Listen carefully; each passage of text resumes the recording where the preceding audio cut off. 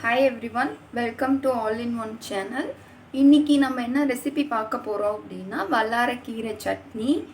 வல்லாரைக்கீரை உங்கள் எல்லாருக்கும் தெரிஞ்சது தான். இதில் நிறைய ஹெல்த் பெனிஃபிட்ஸ் இருக்குது. இது ஷேப் பார்த்திங்கன்னா நம்ம பிரெயின் ஷேப்லேயே இருக்கிறனாலே இது பிரெயினுக்கு அவ்வளோ நல்லது. மெமரி லாஸ்லாம் ஆகாது. மெமரி நிறைய இன்க்ரீஸ் பண்ணும் மெமரி பவரை. அது இல்லாமல் இதில் விட்டமின் ஏ இருக்குது, விட்டமின் பி இருக்குது, மினரல்ஸ் இருக்குது, நீர்ச்சத்து நிறைய இருக்குது. குழந்தைங்க நார்மலாக நம்ம இந்த மாதிரி கீரை பொரியல் பண்ணி கொடுத்தோம்னா அவங்க சாப்பிட மாட்டாங்க, ஏன்னா லைட்டாக கசப்பாக இருக்கும். ஸோ நம்ம இந்த மாதிரி சட்னி மாதிரி அரைச்சி பேஸ்ட்டாக கொடுத்துட்டோம் அப்படின்னா அந்த டேஸ்ட்டும் நல்லாயிருக்கும். அவங்க இட்லி தோசை அந்த மாதிரி இதில் சாப்பிட்டுக்கலாம். ஸோ நிறைய இதில் ஹெல்த் பெனிஃபிட்ஸ் இருக்குது. சட்னி எப்படி ப்ரிப்பேர் பண்ணுறதுன்னு நான் காட்டுறேன், நீங்கள் பார்க்கலாம் வாங்க. வல்லாரைக்கீரை சட்னி ப்ரிப்பரேஷன் இப்போ நான் செஞ்சு காட்டுறேன். ஸ்டவ் ஆன் பண்ணிக்கலாம்.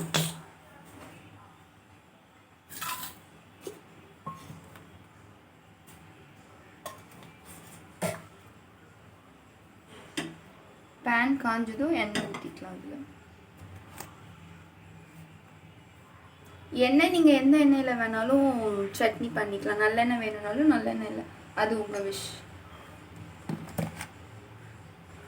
இப்போ நான் கருப்பு உளுந்து எடுத்திருக்கேன். இதுவும் நல்ல ஹெல்த் பெனிஃபிட்ஸ் நிறைய இருக்கிறதுனால கருப்பு உளுந்து எடுத்திருக்கேன். ஒரு 1 ஸ்பூன் போட்டுக்கோங்க. கூடவே துவரம் பருப்பு, இது ஒரு 1 ஸ்பூன். சின்ன வெங்காயம் ஒரு 10 சின்ன வெங்காயம் எடுத்திருக்கேன். அது இல்லாமல் நான் ஒரு மீடியம் சைஸ் ஒரு பெரிய வெங்காயம் எடுத்திருக்கேன். ஒரு 2 பல் பூண்டு, ஒரு காரமிளகாய். இது உங்களோட தேவைக்கேற்ப நீங்கள் ஆட் பண்ணிக்கலாம். வெங்காயம் அதிகமாக ஆட் பண்ணோம்னா அந்த கசப்பு தன்மை இருக்காது, அதுக்காக வெங்காயம் அதிகமாக ஆட் பண்ணிக்குவோம்.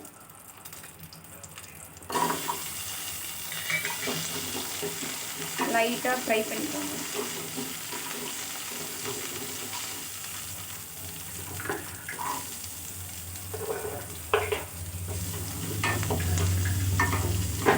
லைட்டாக அந்த கிளாஸ் கண்ணாடி பதத்தில் வர வரைக்கும் வணக்கிக்கலாம். அதுக்கப்புறம் வல்லாரைக்கீரை ஆட் பண்ணிக்கலாம். நல்லா குக் ஆகிறதுக்காக நான் இந்த ஸ்டேஜ்லேயே உப்பு ஆட் பண்ணிக்கிறேன், அது உங்கள் தேவைக்கு இருக்கு.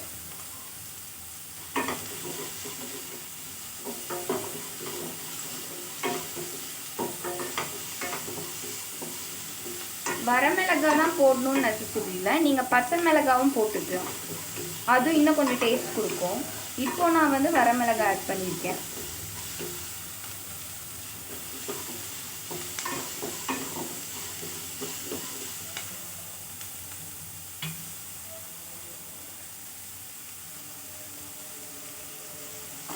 இந்த ஸ்டேஜில் நான் வல்லாரையை அந்த தண்டு வரும், அந்த தண்டு நான் கட் பண்ணிவிட்டு ஆஞ்சி வச்சுருக்கேன்.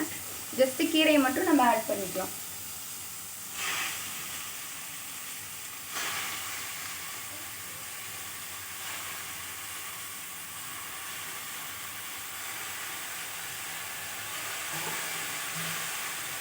எல்லாத்தையும் சேர்த்து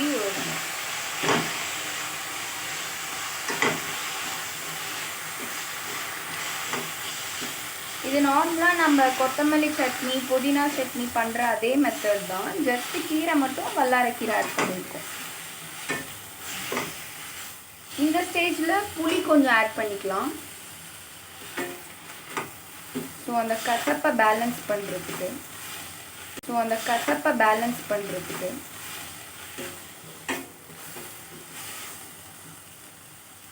ஒரு 5 மினிட்ஸ் நல்லா வணங்கட்டும். ஓகே, இப்போ கொஞ்சம் வணங்கிடுச்சு. இப்போ கடைசியாக நம்ம அந்த துருவின தேங்காவை ஆட் பண்ணிக்கலாம். கட் பண்ணி கூட சேர்த்திக்கலாம், பட் துருவினதை சேர்த்தும் போது இன்னும் கொஞ்சம் டேஸ்ட் அதிகமாக. அது ஒரு கைப்பிடி அளவுக்கு நீங்கள் துருவின தேங்காய் ஆட் பண்ணிக்கலாங்க. அவ்வளோதான். இப்போ நம்ம இது நல்லா வணங்கினதுக்கப்புறம் பேஸ்ட் மாதிரி அரைச்சிட்டோம்னா நம்மளோட துவையல் ரெடி. உங்களுக்கு வல்லாரைக்கீரை கசப்பே தெரியக்கூடாது அப்படின்னா இந்த அளவுக்கு நல்லா வதக்கிக்கணும். ஸோ அப்போ தான் உங்களுக்கு அந்த கீரையோட தனித்துவமான அந்த டேஸ்ட்டு கிடைக்காது. நமக்கு நார்மலாக எப்பயும் ப்ரிப்பேர் பண்ணுற சட்னி மாதிரி நல்லா டேஸ்ட்டாக இருக்கும்.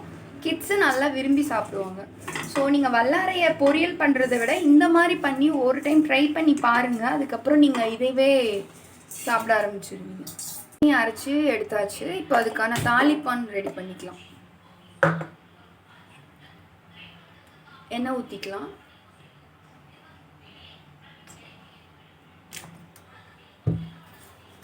ஒரு டீஸ்பூன் கடுகு,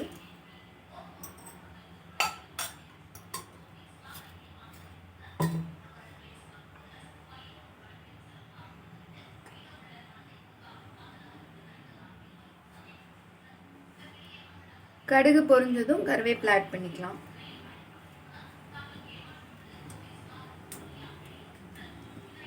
இந்த ஸ்டேஜில் இப்போ நீங்கள் சட்னியில் காரம் பத்தலை அப்படின்னா இந்த இடத்துல நீங்கள் வரமிளகா லைட்டாக கிள்ளி போட்டிங்கன்னா காரம் பேலன்ஸ் ஆகிடும். நான் காரம் கரெக்டாக எடுத்துருக்கேன், அதனால் நான் இப்போ ஆட் பண்ணல. இந்த இடத்துல கருவேப்பிலை ஆட் பண்ணிக்கலாம். கடைசியாக பெருங்காயத்தூள் போடணும்.